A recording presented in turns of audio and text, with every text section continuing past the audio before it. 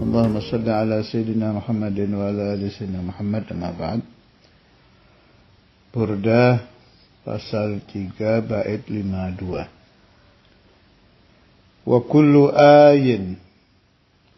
Ayin mufradnya ayah, di sini maknanya mukjizat. Wa kullu ayin, dan setiap mukjizat Atar-rusulul kiram, yang datang para rasul al-kiram yang mulia-mulia, biha, dengan mukjizat. Fa innama, maka sesungguhnya ittasalat, tersambung, min nurihi bihimi, maksudnya setiap mukjizat yang didapat, setiap nabi yang didapat, setiap rasul itu bersambung dengan Nur Muhammad gitu.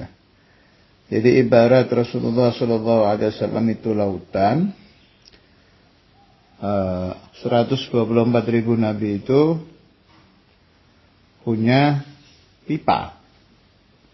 Setiap satu, kullun minhum, setiap satu dari para nabi ada pipa yang sampai kepada beliau itu untuk mengambil air laut ini.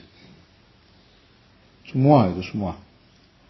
Begitu juga al-awliya.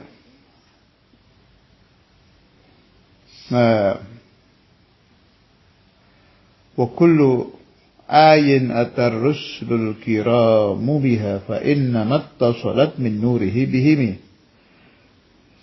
Jadi maknanya bagaimana?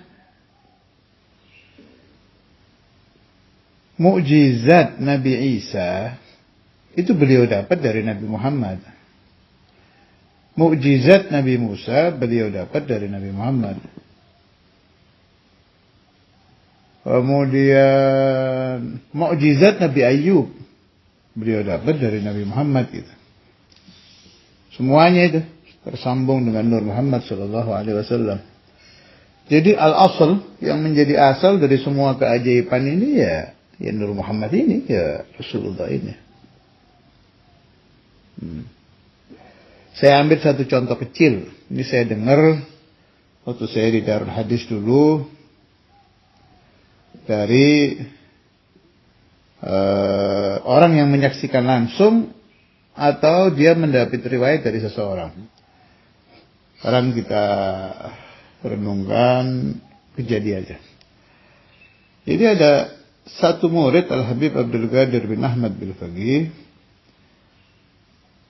Enggak saya sebut namanya ya, karena ini satu kekurangan, enggak enak kalau nyebut nama. Beliau satu zaman dengan Habib Syekh Jufri, Mu'alim Romli, jadi angkatan tua. Belajar di Darul Hadis lumayan lama, Bukhari apa segala macam lah. Kitab sama Habib Abdul Qadir. Pulang beliau mulai mengajar. Punya kebiasaan sebelum naik mimbar itu, kalau ceramah, Fatihah ke Habib Abdul Qadir bin Ahmad Bilfaqih. Satu kali terus naik. Itu. Fa innamat tasalat min nurihi bihimi. Jadi dia itu murid kan, berarti ittasala nuruhu bi pusatnya Habib Abdul Qadir bin Ahmad Bilfaqih, sebab muridnya. Suatu waktu lupa naik mimbar, Assalamualaikum warahmatullahi wabarakatuh. Diem. Gak bisa neruskan. Waduh. Dan ini disaksikan ulama-ulama, habaib, acara lumayan dihadiri orang-orang besar. Duh, kaget. Duh, kenapa ini? Seingat-ingat, ya Allah, belum Fatihah ke Habib Abdul Qadir. Ini yang saya lupa ini. Apa beliau Fatihah di atas mimbar, apa turun dulu Fatihah terus naik itu. Alhasil terus retab Fatihah. Terus Habib Abdul Qadir bin Ahmad Bilfaqih baru lancar lagi. Ini pelajaran berharga betul buat saya dapat riwayat ini. Jadi apapun yang didapat murid saat ceramah, saat ngasih nasihat, lancarnya ngarang, kayak Imam Busiri ya. Busiri apa kemarin cerita itu? Mablaghul ilmi fihi annahu basyarun. Ya, gara-gara menyebut annahu basyarun terus tawaggaf. Sebab semua yang didapat Imam Busiri ketika mengarang Burdah itu dari Nur Muhammad. Yang didapat murid, lancarnya menerangkan, enaknya menerangkan, gampangnya faham orang menerima saat si fulan menerangkan. Ya min syekh. Maka aslinya itu al-bahru syekhuhu. Jadi kalau antara guru murid. Kalau antara umat dengan Nabi Muhammad, al-bahru nabiyuhu. Kalau antara anbiya dengan Rasulullah, al-bahru Muhammadur Rasulullah sallallahu alaihi wasallam. Yang lain itu hanya mengambil saja. Wah, ini pelajaran berharga betul ini. Jadi sangat tidak pantas kalau ada seorang murid pandai mengarang, pandai mengajar, pandai berceramah, terus ujub gitu. Wih, saya hebat deh. Itu gak ada apa-apanya, itu cuma mengambil saja. Mengambil air pakai pipa dari gurumu. Maka yang hebat, yang agung, yang luar biasa, syekhuk. Ini diputus habis. Kayak cerita tadi itu, yang ulama muridnya Habib Abdul Qadir bin Ahmad Al-Faqih, mau kodim aja udah gak bisa. Sebagaimana juga Imam Al-Busiri, Mablaghul ilmi fihi annahu basyarun. Wa fulan kan banyak cerita-cerita model begini itu. Alhasil hadhil hikayat memberikan satu pemahaman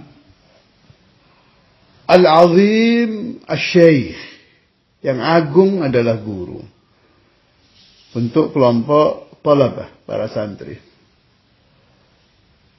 Al-azim nabiyul ummah untuk kelompok umat. Kelompok Nabi Musa berarti yang agung Nabi Musanya. Kelompok Nabi Isa yang agung Nabi Isanya.